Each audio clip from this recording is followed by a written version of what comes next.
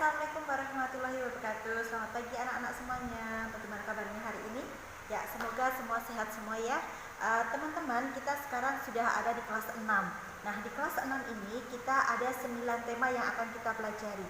Nah, pada hari ini kita akan mempelajari tema 1. Tema 1 itu bertema selamatkan makhluk hidup. Nah, pada hari ini kita akan mempelajari tema 1, pembelajaran 1. Materi kita yang akan pelajari yaitu adalah tumbuhan sahabatku.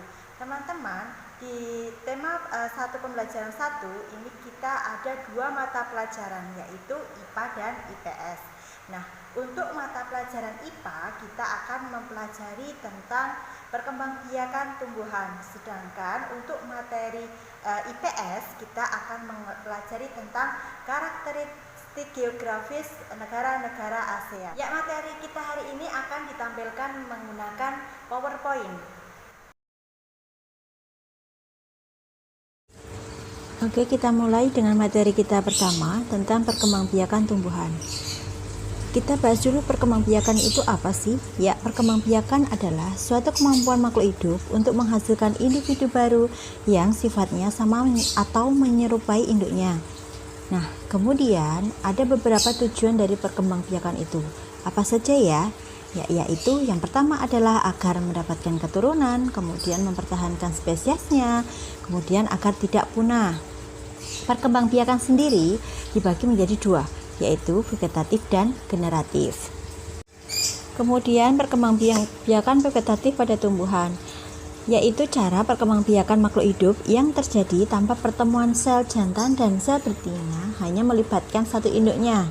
Nah, perkembangbiakan ini dibagi menjadi 2, yaitu alami dan buatan. Nah, kemudian ada perkembangbiakan generatif pada tumbuhan. Apa sih itu? Yaitu adalah sebuah perkembangbiakan tumbuhan secara kawin atau melalui pembuahan. Pada proses perkembangbiakan generatif, tumbuhan membutuhkan alat kelamin jantan yaitu benang sari dan alat kelamin betina yaitu putik. Nah, di sini ada gambar bunga sempurna pada suatu tumbuhan. Nah, adanya proses perkembangbiakan generatif diawali dengan adanya penyerbukan. Kemudian terjadilah sebuah pembuahan. Nah, dilanjutkan yaitu ada penyerbukan berdasarkan serbuk sarinya. Ada beberapa penyerbukan berdasarkan serbuk sarinya. Yang pertama adalah penyerbukan sendiri. Ya, penyerbukan sendiri atau biasa disebut dengan autogami itu adalah suatu jenis penyerbukan pada suatu bunga yang serbuk sarinya itu berasal dari bunga itu sendiri. Nah,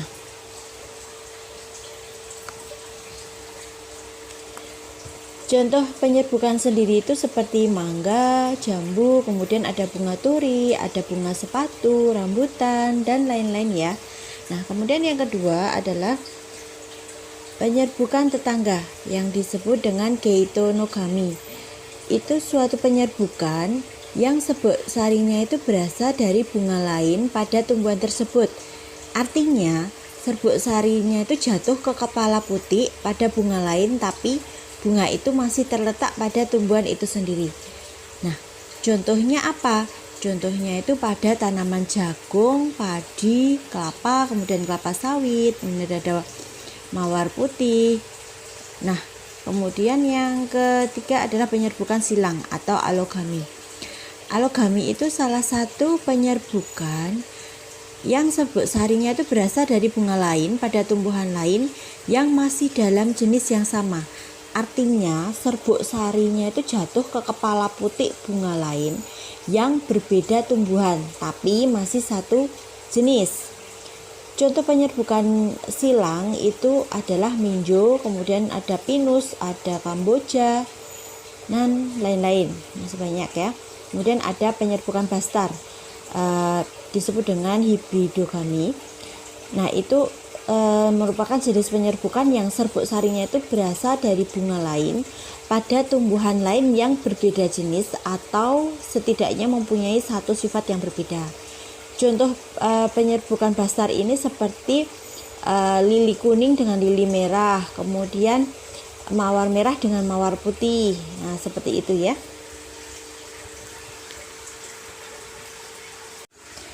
Ya, lanjut yaitu penyerbukan berdasarkan perantaranya. Di sini dibagi menjadi 4. Yang pertama adalah penyerbukan dibantu dengan hewan atau disebut dengan yoidiogami.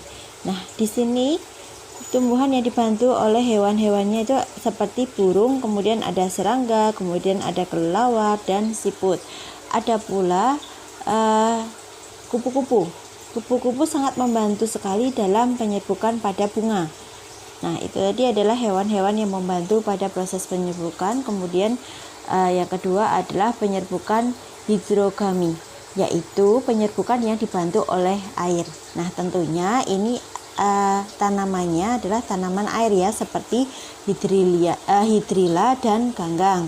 Nah, di sini serbuk sari yang dibawa oleh arus air hingga akhirnya bertemu dengan dan menempel di butik bunga lain yang sejenis.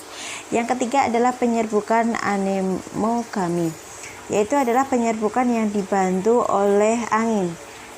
Contoh tanaman yang dibantu oleh penyerbukan angin yaitu jagung, gandum, dan rerumputan. Nah, kemudian yang terakhir adalah penyerbukan yang dibantu oleh manusia. Nama lainnya adalah antropogami. Contohnya tumbuhan yang dibantu manusia itu adalah penyerbukan pada bunga vanili dan anggrek. Menginjak materi berikutnya yaitu adalah materi IPS. Kita akan mempelajari tentang karakteristik geografis dan sosial budaya negara-negara ASEAN. Nah, kita kenal dulu ASEAN Members Countries, anggota-anggota dari negara ASEAN itu mana aja sih? Ya, kita lihat pada slides ya yang ada, itu ada beberapa negara anggota dari ASEAN.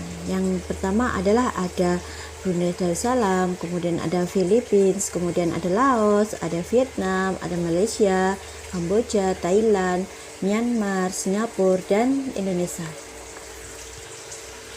Kemudian adanya tujuan didirikannya dari ASEAN. Untuk apa sih ASEAN itu didirikan? Yang pertama adalah mempercepat pertumbuhan ekonomi, sosial, dan budaya. Kemudian yang kedua adalah meningkatkan perdamaian dan stabilitas regional.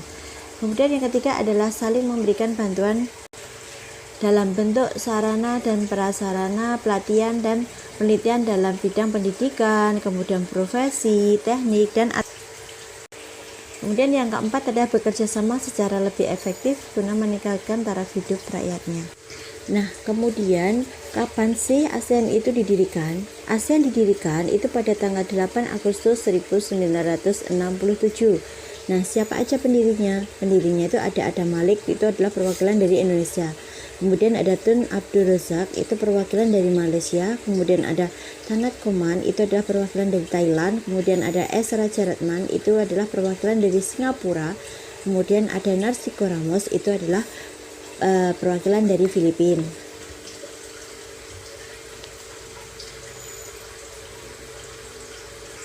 Di slide berikutnya ini dijelaskan tentang letak, astronomi, wilayah, dan daratan dan lautan ya.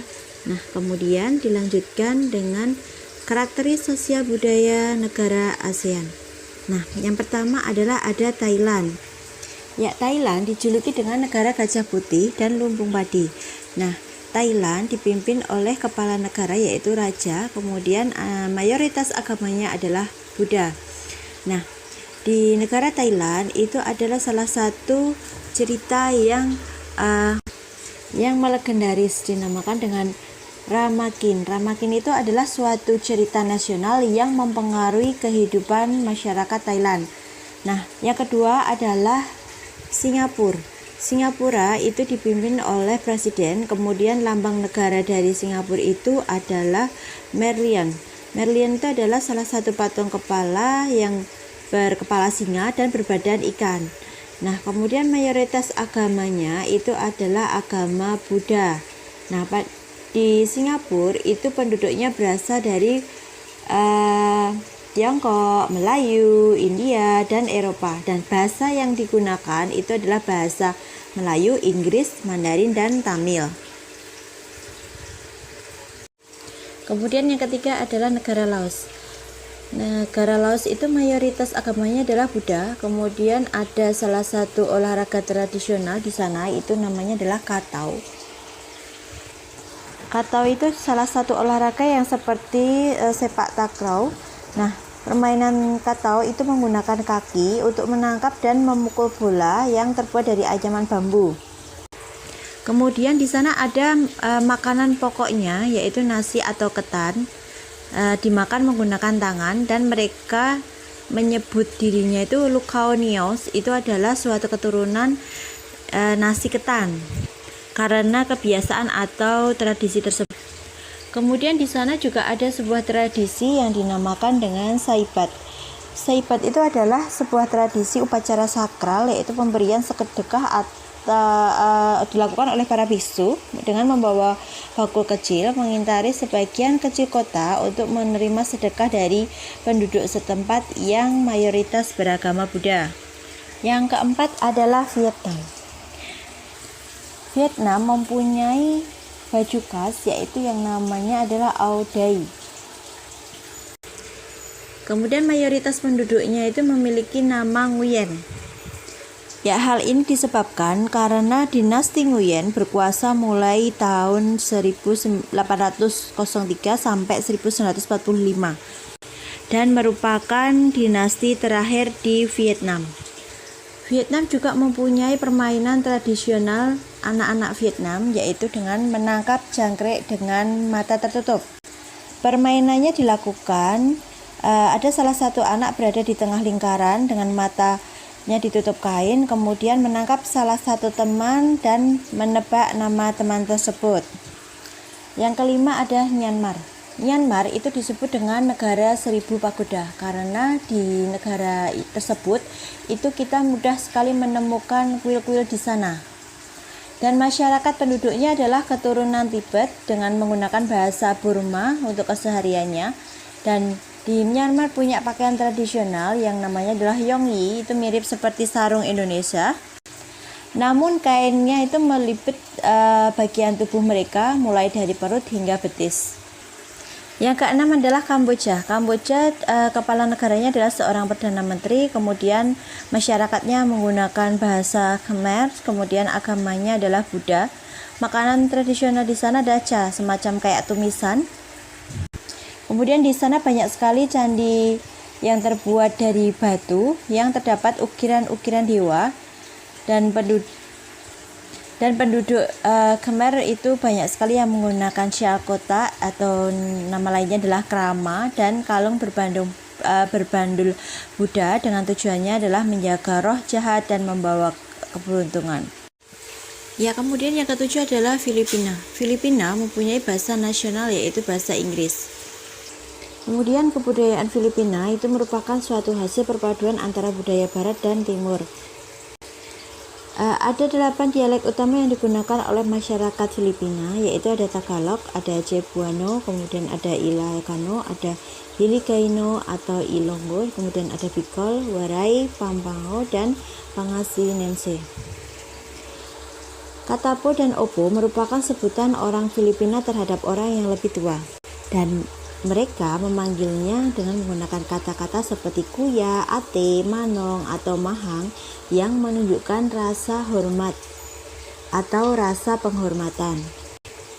Di Filipina, jabat tangan itu merupakan sebuah bentuk salam yang paling sering dijumpai. Di sana ada sebuah tarian tradisional yang dinamakan dengan tarian tinikling, yaitu sebuah tarian yang menceritakan tentang burung. Tarian tersebut dilakukan dengan berjalan melompat menghindari perangkap bambu petani padi. Yang kedelapan adalah negara Brunei Darussalam. Budaya Brunei banyak dipengaruhi oleh ajaran Islam, sehingga mayoritas penduduknya adalah beragama Islam. Dan mayoritas penduduknya adalah orang Melayu. Darussalam sendiri berarti sebuah tempat yang damai atau rumah keamanan. Kebiasaan penduduk di sana yaitu tidak berjabat tangan dengan lawan jenis dan melepas sepatu jika memasuki rumah orang lain. Ada pula tidak menunjukkan jari saat berbicara, karena menunjukkan dengan jari telunjuk itu di sana dianggap kasar atau tidak sopan. Kemudian yang ke-9 adalah Malaysia. Malaysia, masyarakat yang mendiami wilayah Malaysia itu adalah Melayu, Tiongkok, dan India.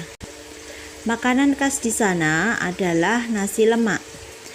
Kemudian Malaysia mempunyai kota yang terdaftar dalam UNESCO World Heritage, yaitu adalah Georgetown. Itu adalah kota yang memiliki ragam jenis budaya.